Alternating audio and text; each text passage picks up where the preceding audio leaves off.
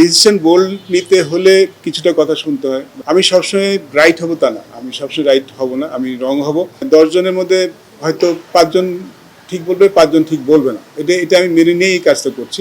আমাদের তো প্রথম ফার্স্ট টার্গেটটা আমরা যেন সরাসরি কোয়ালিফাই করতে পারি, এটার প্রাইমারি টার্গেট। বাট এটার থেকে ইম্পর্টেন্ট যে আমরা যেন কনসিস্টেন্ট হই পারফরমেন্সে, সেটা টিম সিলেকশনের ক্ষেত্রেও কিংবা আমাদের পারফরমেন্সের ক্ষেত্রেও এটা একটা বড় ফোকাস থাকবে ডেফিনেটলি। আর যেহেতু এই বছর অনেক খেলা, আমার মনে হয় একটা লম্বা গ্রুপ নিয়ে কাজ করতে হবে। ব্যাক টু ব্যাক সিরিজ আছে, তো আমাদের প্লেয়ারের পুলটা মনে একটু বেশি বাড়াতে হবে এবং সেটা যেন এমন হয় যে খারাপ দিয়ে খারাপ রিপ্লেস না করতে, যেন সবাই ভালো করে। এরকম যদি আমরা বাইরের যদি যেই 14 জন আউট অফ 14 অথবা 15 স্কোর হয়, তার বাইরে যারা আছেন হয়তো আরও 10 জন কিংবা আরও 15 জন, এই গ্রুপটা নিয়ে কাজ করাটা খুব ইম্পর্টেন্ট। এই গ্রুপটাকে যদি আমরা খুব ভালো মতো প্রিপেয়ার করতে পারি, তাহলে মনে হয় আমাদের সমস্যা হবে না। ওদের স্বপ্ন পূরণে পাশে থাকতে পেরে আমরা গর্বিত। আমি যদিও সিলেকশন কমিটি বের হয়ে যে ওমেন্সে কাজ করেছি, তারপরে ডেভেলপমেন্টে কাজ করছিলাম, তো মোস্ট পার্ট সিলেকশন কমিটি তো দুইটা বলতে পারেন, হ্যাঁ বলতে পারেন।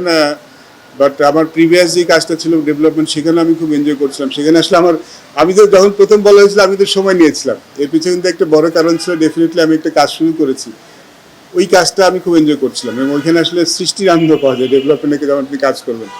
তো সেটা ছেড়ে আসতে হলে আমার একটু চিন্তা ভাবনা করতে হচ্ছে। But being part of national team সবসময় তো গর্বের, সবসময় তো সম্মান, অনেক বড় সম্মান।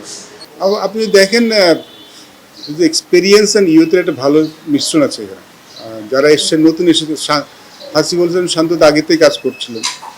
বাকি যে দুজন এসেছেন, নাইম ইসলাম অনেক এক্সপিরিয়েন্স, জাতীয় দলে খেলেছেন এবং লম্বা সময় ধরে ফার্স্ট ক্লাস ক্রিকেট খেলেছিলেন। এবং ন্যাশনাল টিম তো যখন আমরা তৈরি করি, মানে আমার প্রিভিয়াস এক্সপিরিয়েন্স থেকে আমি যেটুকু শেয়ার করতে পারি সেটা হচ্ছিল, একটা তো ন্যাশনাল টিমে যারা খেলছেন তারা খুব ভিজিবল, তারা কী করছেন না করছেন আমরা সবাই জানি, মানে ফলো আপ করা হয়।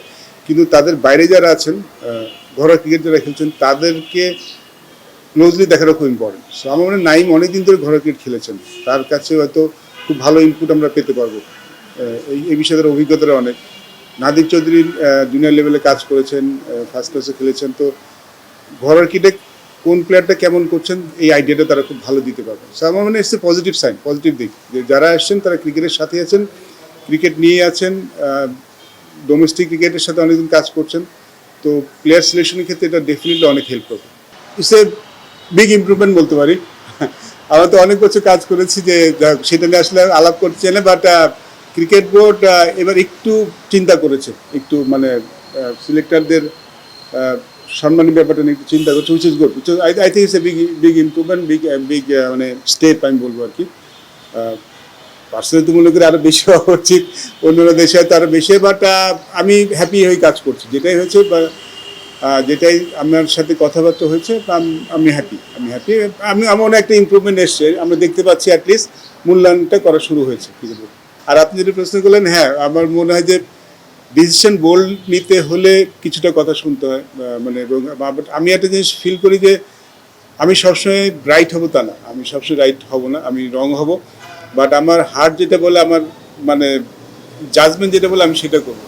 আর সেটার জন্য যদি কথা শুনতে হয় তাহলে কথা শুনবো, আই ডোন্ট মাইন্ড। আমি অ্যাকচুয়ালি এটা চিন্তা করে এই কাজটা নিয়ে নিই, কারণ আমি এটা এক্সপেক্ট করে আছি যে আমি যেই কাজ করব, আমি যদি 10 জনের মধ্যে হয়তো 5 জন ঠিক বলবে, 5 জন ঠিক বলবে না। এটা আমি মেনে নিয়ে এই কাজটা করছি। এবং ট্রল হোক, লেখা হোক, এটা।